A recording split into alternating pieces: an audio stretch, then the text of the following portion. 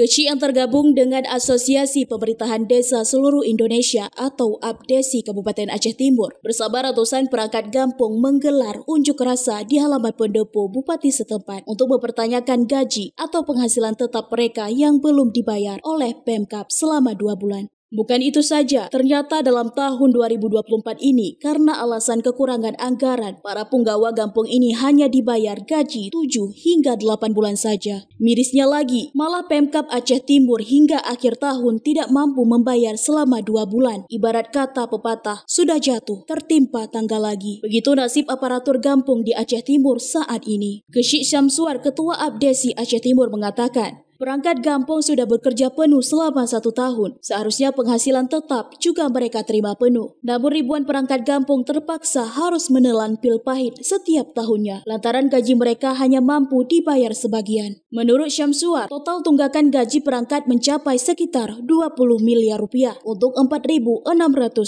perangkat kampung se-Aceh Timur yang mencakup pembayaran selama 2 bulan terakhir. Alhamdulillah hasil audiensi dengan PJ Bupati hari ini menghasilkan beberapa kesempatan.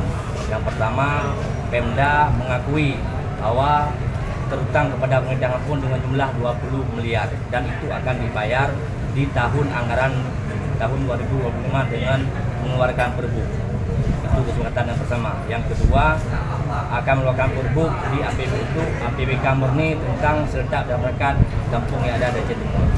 Kami sudah melakukan rapat koordinasi dengan 24 para ketua DPK APDESI Aceh Timur bahwasanya benar di lapangan para kecil sudah mengambil dana BLT untuk membayar gaji perangkat dan dana-dana dari infrastruktur lainnya yang belum kami kerjakan. Kami berharap tetap kami dibayar karena sudah di APBK-kan.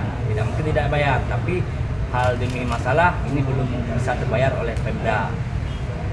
Sementara itu, PJ Bupati Aceh Timur Amrullah Emrida mengakui Pemkab saat ini belum membayar gaji perangkat kampung selama 2 bulan akibat kekurangan anggaran yang ditransfer oleh pusat. PJ Bupati bersama dinas terkait akan mencari solusi untuk pembayaran gaji perangkat kampung dalam waktu segera melalui peraturan Bupati pada bulan Januari 2025 mendatang.